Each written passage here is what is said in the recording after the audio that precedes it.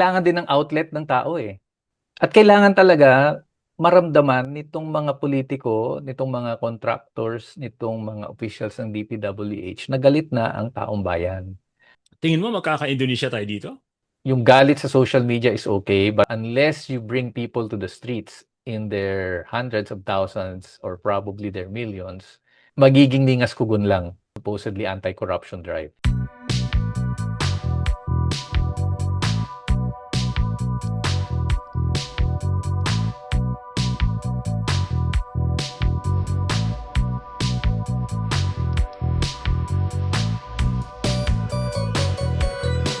Ito mga nakaraang mga araw, ang tindi ng mga lumalabas sa balita at lalo na sa social media tungkol dito sa extent ng corruption involving flood control projects na gawa ng ah, Department of Public Works and Highways. Based dun sa reporting ng mga credible media outlets katulad ng Rappler, tsaka Philippine Center for Investigative Journalism, Verifiles at iba pa dyan, lumalabas na tila sobrang talamak at garapal itong mga nangyayari ngayong pangungurakot. So kanina, tinanggal na si Manuel Bunoan bilang Secretary ng DPWH at ipinalit si Vince Dizon, yung Transportation Secretary. At binigyan ng direktiba si Vince Dizon na linisin ang DPWH. Mangyayari kaya ito? Totoo ba itong kampanya ni Mr. Marcos laban sa korupsyon? Ito na ba yung pinakahihintay natin na magpapakita si Ferdinand Marcos Jr., ang anak ng diktador, ang anak ng pinaka-masahol na magnanakaw sa history ng ating bansa? Ito na nga kaya ang senyales na hindi nga siya pareho ng ama niya? Sa hapong ito, pag-uusapan natin ito. Kasama natin si Teddy Casino. Siya ang chairman ng Bagong Alyansang Makabayan, isang respetadong aktivista at dati din po siyang membro ng Congress through the Makabayan Bloc.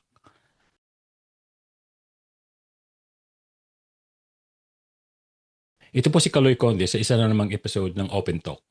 Inaanyayahan ko kayo na mag-subscribe kayo sa channel na to, click the button, sabi nga na nasa baba, para masundan po ninyo yung mga future episodes natin. Pero in the meantime, ito po yung naging talakayan namin ni Teddy Casino ng Bagong Alyansang Makabayan. Hi Teddy, salamat ng marami for joining me today. Marami tayong pag-uusapan, ano? Ano dito, yung mga nangyayari ngayon, yung tungkol nga sa hearing ng Senado dito sa flood control projects ng DPWH at of course the larger issue of corruption in the government. And I think more importantly, gusto kong kunin sa'yo yung mga insights mo, perspectives mo on ano ang nagiging tingin ng mass movement dito. Ano ba, is this something that I'm sure the mass movement is monitoring this properly and all of that. But, you know, one of the things that I want to also talk to you about is that kung paano natin i-relate ito sa nangyayari sa Indonesia because a lot of Filipinos are saying, bakit hindi nangyayari sa Manila yung nangyayari sa Jakarta and things like that. So, uh, tingnan natin how it goes. But basically, for a start, I want to ask you, and I'm sure you've monitored what happened today in the Senate, the Diskaya thing. What's your takeaway from that, from what happened today? Yeah, una thanks Kaloy for inviting me to your podcast. Talagang pinaghandaan kita, nagtimpla na ako ng kape ko. Ako rin. Kasi I'm sure Yeah. this will be a long discussion. Now, yung corruption. Mm-hmm. Of course, Kaloy, di naman tayo bata, ano? Itong mga bagay na ito, there's nothing new in it. Yeah. Alam naman natin, corruption in the Philippines has always been widespread and systematic. Nag-iiba-iba lang ng ano yan, ng tawag. No, yung pork barrel has gone through several reiterations. Dati yan CDF, naging PDAF, naging DAP, at ngayon naman insertions. Um, siguro ang kakaiba ngayon would be the scale, yung scale and magnitude. Kasi palaki ng palaki yan At ngayon siguro sa sobrang laki, talagang hindi na maitago. At saka yung sobrang garapal. Yeah.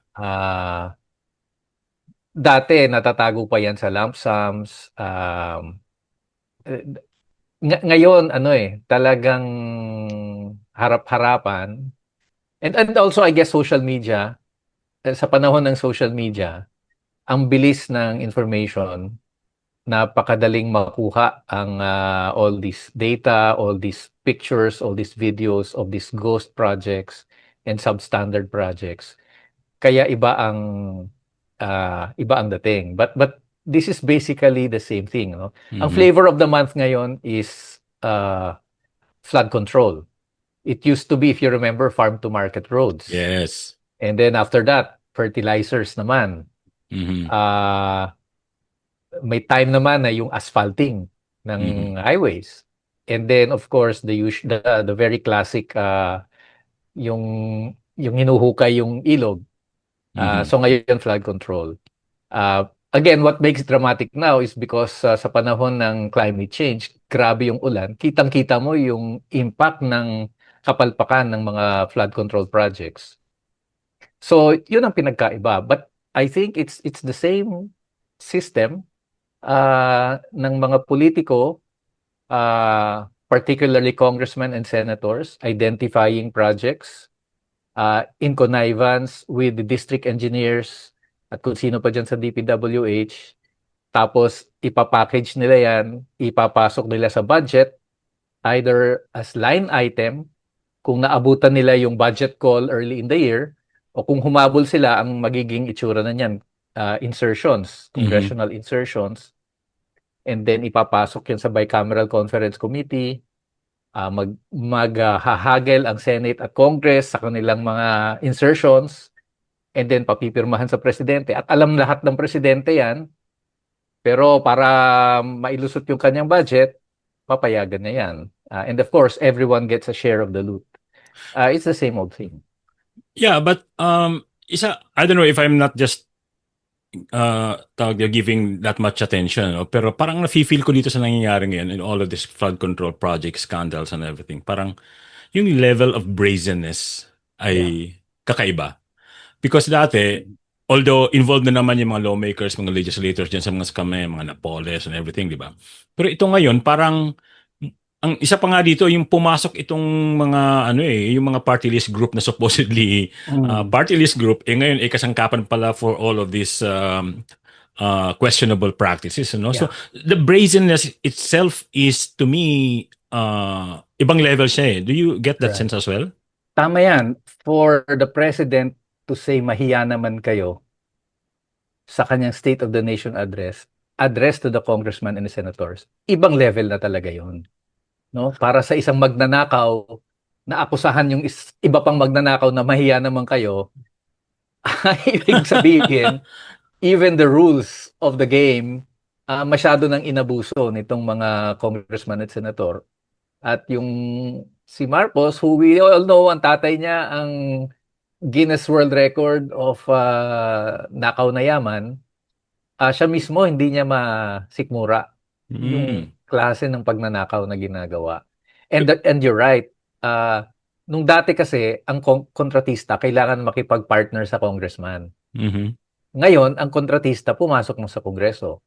And sad to say, the party list system was the means for many contractors to get in. Kasi sa distrito mahirap hawak na ng Mhm. dynasty yan Yeah, At yeah. mahirap kalabanin ng dynasty. Pero yung party list, open yan At dun sila nakapasok. And syempre, ang pinakamalaking pangalan na nababanggit na contractor na nakapasok sa Congress, who is Zaldico, Mhm. entered through the party list system. Yung kanyang party list na Ako Bicol. Ako before we continue on that, because kayo mismo sa Makabayan Block, you've been you've been key players in the party list system, na dominant pa nga at some point.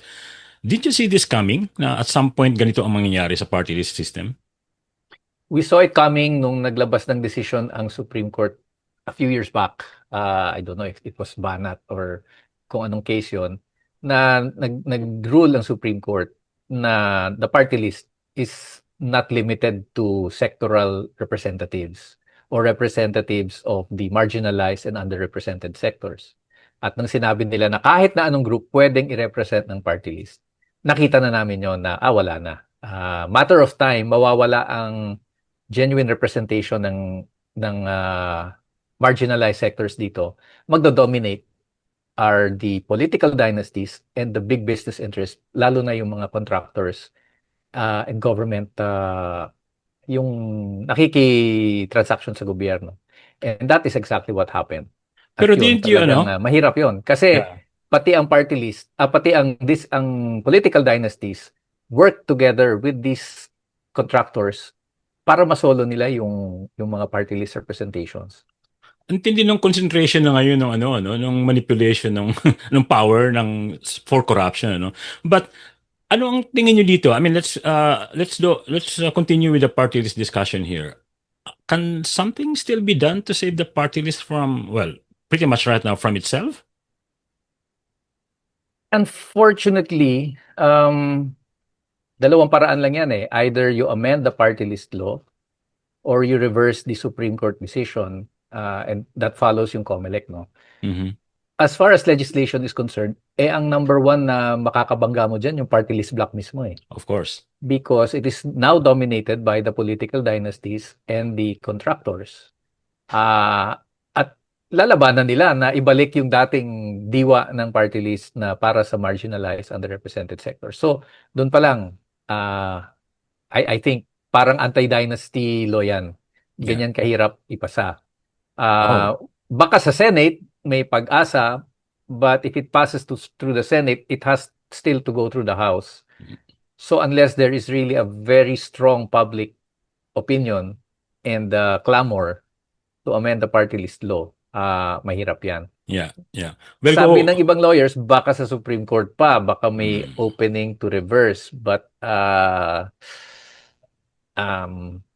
again, Yeah. parang impeachment yan, ano? You're not holding your breath. Medyo mabigat din. So, we're stuck at this point sa ganyan.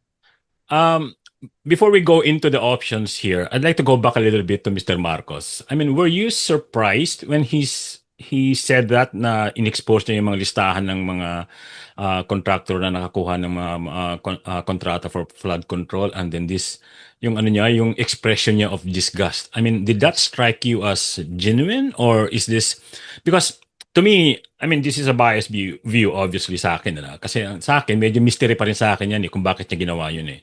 And because nga, kasi nga alam nga natin yung history ng pamilya niya, alam natin yung history ng mga cronies niya, no? I mean, this is something na, I mean, they have a history of really trying to corner, kumbaga, the market for corruption naman noon pa. Yeah. Ang duda tuloy ng marami, including me, is this kind of a part of his plan to eliminate competition and just pretty much get all of this Jaded for mo himself? naman. Sobra ba? Sobra? Ako, ang tinitingnan ko siya, naalala mo last year, sa kanyang State of the Nation address, pinagyabang niya yung flood control projects worth, I think that was 300 billion at that time. And then the day after, bumaha. Mhm. Ang laking sampal nun. So I think, from the get-go, since last year, medyo mainit yung kanyang dugo siguro dyan sa flood control because it was a major embarrassment Oh. last year in his zona. And then this year, ang context nito, remember, yung impeachment case kay Sara Duterte, pinatay niya. Mhm. No, I'm saying pinatay niya because Bongbong Marcos was basically the reason bakit hindi nagtuloy itong impeachment. Kung babalikan natin yung mga previous impeachment, unless yung president mismo yung ini-impeach, lahat ng mga na-impeach, ang may final kumpas dyan ng presidente. Whether it was a member of si Corona, si Mercedita Gutierrez, no, yung mga yan, ang presidente ang may ano diyan, may final hand. And this time Bongbong did not want it. So malaking backlash yun. And I think naghahanap siya kasi yung accountability ang usapin doon. So he needs to also show na gusto pa rin niya maging accountable yung mga corrupt. Bagamat hindi niya kaya si Sara Duterte, siguro itong mga contractor, itong mga engineer, and probably one or two congressman, pwede niyang sampulan. Kaya biglang naging anti-corruption advocate. So feeling ko may kinalaman din yung yung failure ng impeachment dito, and he has to prove that he is still after accountability. Uh, so yung mga smaller fry na yung kanyang, although hindi naman small fry, no, but Mhm. compared to the Dutertes, mas smaller fry ang kanyang hahabulin ngayon. And Sige, it makes, it also makes for good optics kasi of course. taong bayan, ano na talaga eh, suyang-suya na sa ganitong sistema. At for the Marcoses to mahilig mag-reinvent ang mga Marcos eh. Mhm. For them for Bongbong to reinvent himself as an anti-corruption advocate, ano yun, kakaiba. Yeah. Pero make sense. Yeah. Sakyan ko So yung ano mo. surprising but understandable bakit yan ang ginagawa nila ngayon. Okay. Sakyan ko yung ano mo, benefit of the doubt mo kay Bongbong Teddy. So ang sinasabi mo, okay, this is all coming from you know, from good intentions. Maybe napahiya siya and maybe he needs to prove something. And maybe ang end game niya dito ay exactly what? May masampulan lang, siguro one or two congressmen, siguro one or two um, contractors, para pogi siya. Okay. But kung tatanungin mo kung ang habol ba talaga niya ay baguhin yung sistemang yan ng pork barrel, I don't think he is after that. Ang mangyayari lang posible nito ay yung 15 contractors na monopolize ng 20% ng lahat ng flood control projects, baka ma-spread out na yan ngayon. Okay. O baka yung ibang favored contractors na hindi bata ng mga congressman, baka naman bata ng from the executive, yun naman ang, no, they're probably going to share the wealth o yung imo-moderate lang ng konti yung greed ng 15 para mapagbigyan yung iba. Pero ang Oh. kawawa pa rin dyan at mananakawan yung taong bayan. So it's more of optics, it's more of papogi. Pero Rather than really rooting out the corruption and changing the system that has been in place for so many years. but also, I mean, related to that, could it also be because parang he has nothing to lose by doing this? I mean, he's not necessarily looking at 2028 about his chances in 2028. I mean, for all practical purposes right now, kay Sara na yung So parang 2028. legacy ano Legacy na to? or Legacy nakikita ba ban? nila, more to the point, Teddy, nakikita ba nila na ito yung kahinaan ng mga Duterte? Kasi mukhang tinitrace nila itong lahat ng mga corruption na ito papuntang kay Duterte. I mean, one of the things that came out in today's hearing was that medyo na ano nga si Bato nang tinanong nang tanong siya kung kailan nagsimula yung mga malalaking kontrata Projects. ni Diskaya 2016. Medyo na ano siya doon, natigilan siya doon. Tingin mo doon papunta to na tipong okay, all of these things, these really bad, these really egregious corrupt practices ay may tutuhog natin ko o may ikakabit natin ito sa mga Duterte. Thus, Well, in 2028 medyo definitely, yeah, definitely yung objective of pinning down the Duterte na hindi nagawa sa impeachment dahil nga yeah, naduwag ang mga Marcos. There are many ways to skin a cat. of course. And this is one way. Kasi tandaan natin, ang pinakamalaking nakatanggap ng flood control to the tune of 51 billion pesos was Pulong Duterte. And Yeah. I'm sure kung sisilipin yan, nitong Independent Commission or DPWH, whoever, masisilip yan. Kasi imagine, wala pa akong narinig na isang distrito na nakakuha ng 51 billion worth of flood control projects. And Pulong Duterte got that during the time of tatay niya yung presidente. So ano yan, tatamaan din ng Duterte dyan. At yan, hindi mawawala yan. And so bukod sa magiging pogi si BBM, possibly kung sino man yung anoint niya, papangit naman yung kabila. And that is part of I'm sure that is part of the consideration there. And also, I think right now, parang wala silang nakikitang ibang chink in the armor, kumbaga, ng mga Dutertes, except corruption. I mean, it started with all that Mary Grace Piato's investigations and all of that. No? So, this could be just a consistent attempt to try to, to really undermine or for good reason, itong mga Duterte. Well, I think kung chinks in the armor, ang dami na eh. Ang dami Okay. ng bala eh.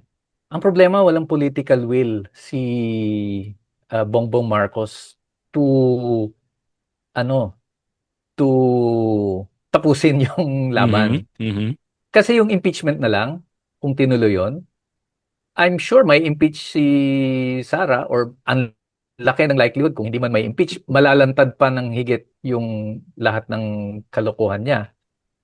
So wait. Pero walang political will eh. Mukhang one, nangamba siya na they don't have the numbers in the Senate. Pangalawa, natakot siya doon sa threat of destabilization, yung bloodbath na sinasabi ni Sara. And of course, sinasabi ng iba, baka may hawak ang Duterte na, baka may alas ang Duterte na hinahawakan.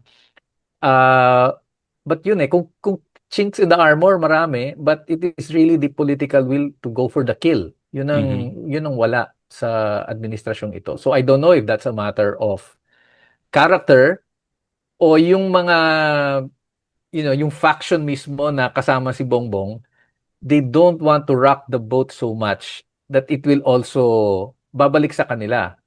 Kasi remember, sino bang nagbigay ng confidential funds kay Sara even mhm, before Congress gave her? Si Bongbong Marcos, galing sa kanyang contingent fund yung pera na yon. mhm, Sino ba nag-approve ng budget ni Sara?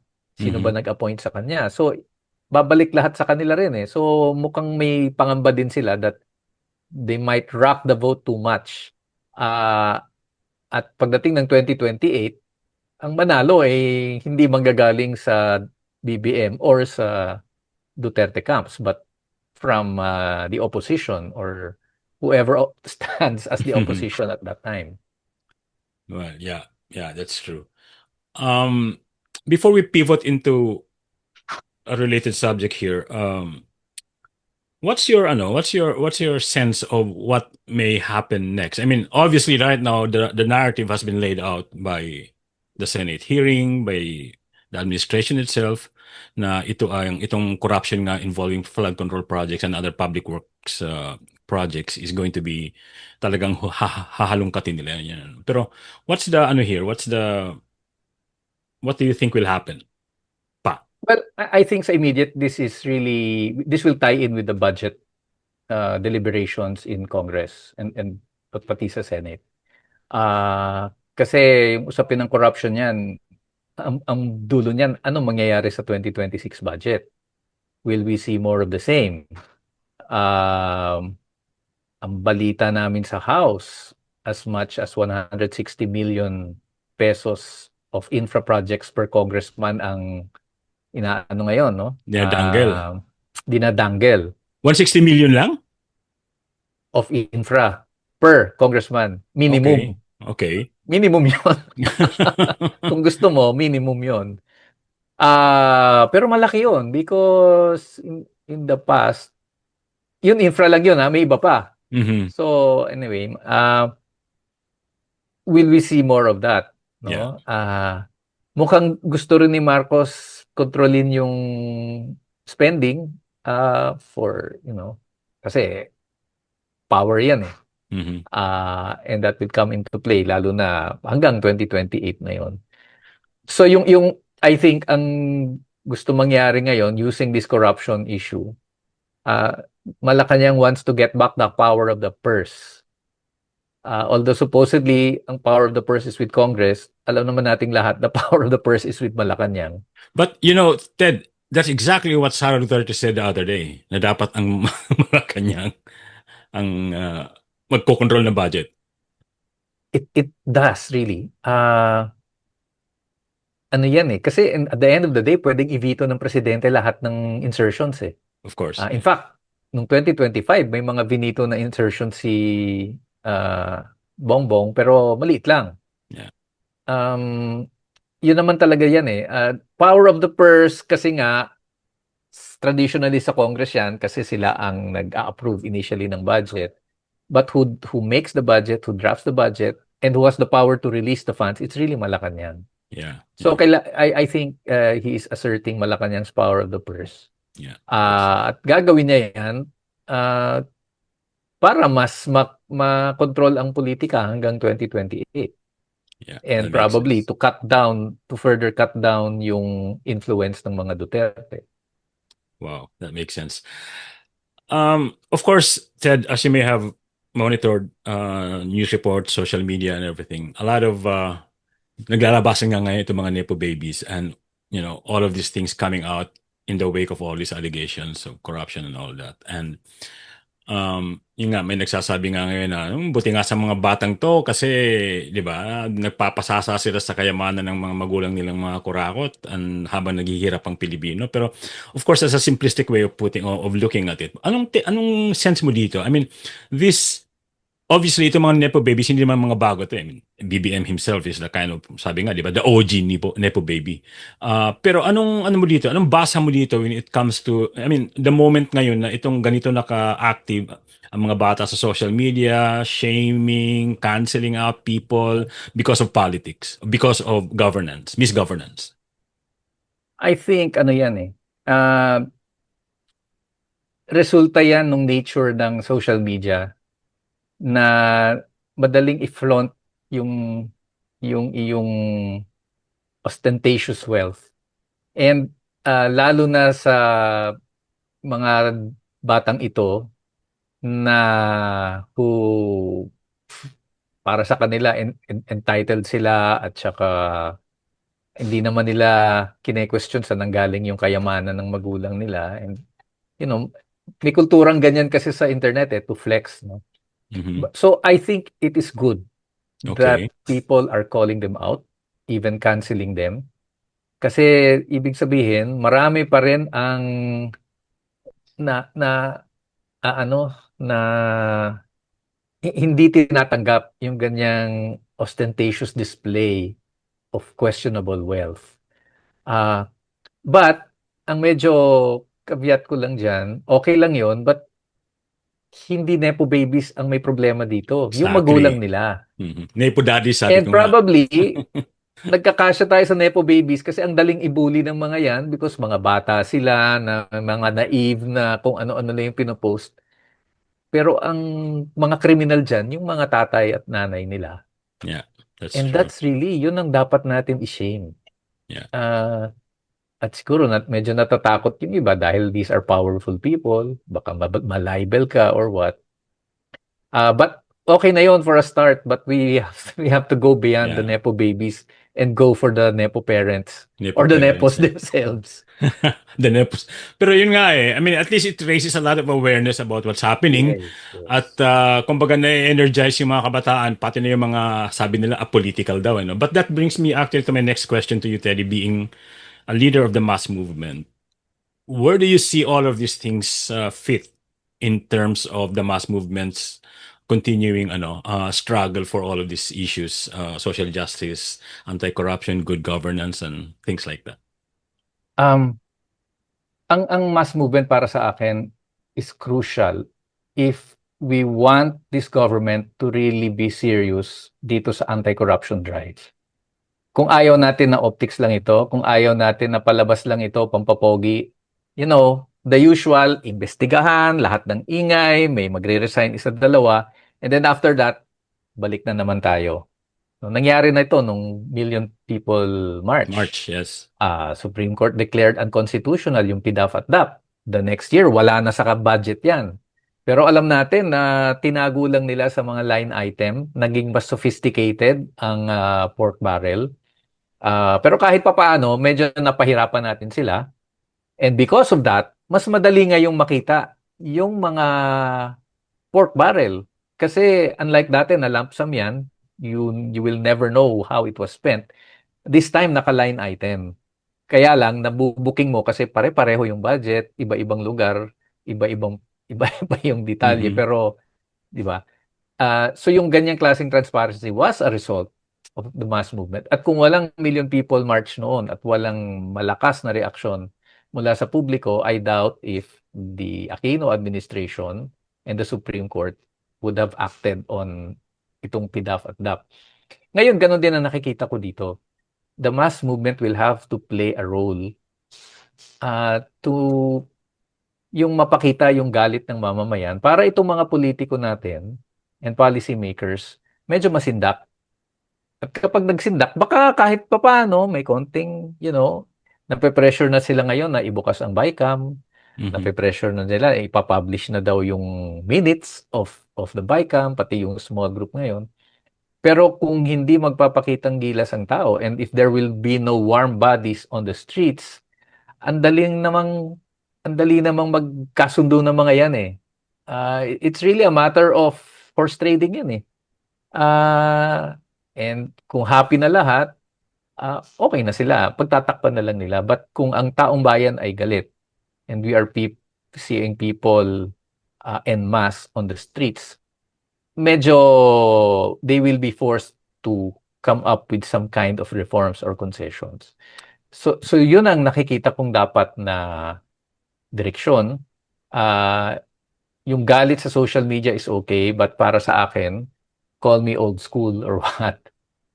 Unless you bring people to the streets in their hundreds of thousands or probably their millions, ah, magiging ningas kugun lang Yeah. itong supposedly anti-corruption drive. Well, all taking to the streets to fight for something is never old school, Ted.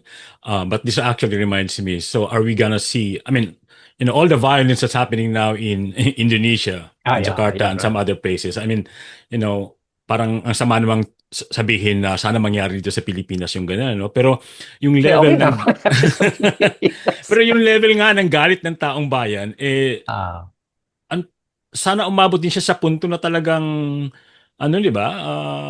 May express na sumabog na yung bulkan. I mean, we don't wish for violence or death or harm to anybody, but that's probably an inevitable result of all of this. Kasi tingnan mo kung titingnan mo nga lang sa social media and all of this, talagang feeling mo parang any moment eh. mm, So, tingin mo magkaka-Indonesia tayo dito?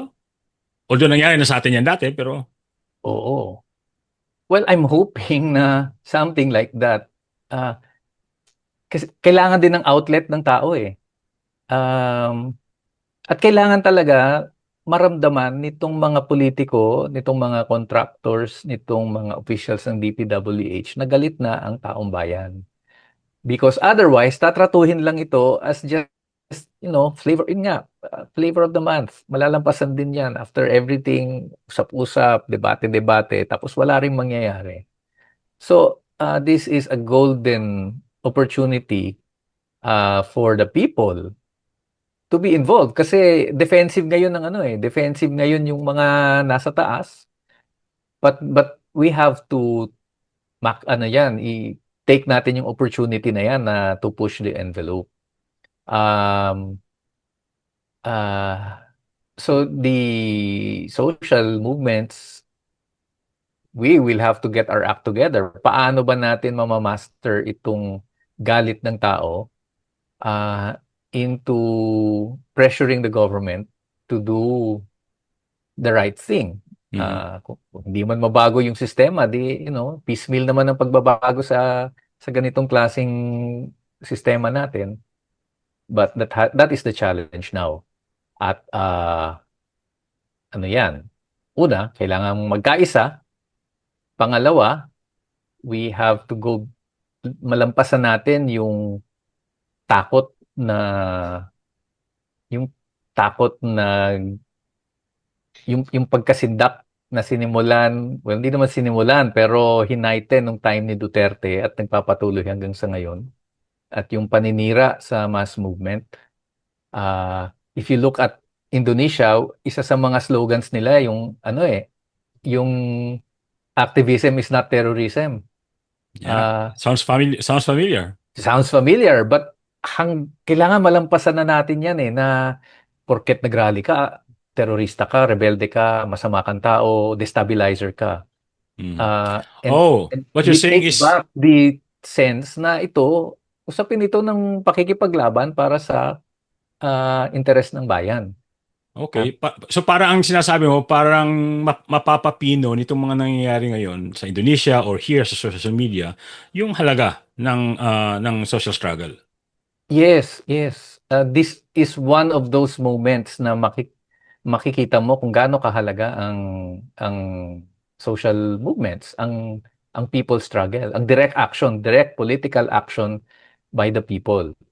Kasi nga kung hindi natin gagawin 'yan, we will 2-3 months from now, wala.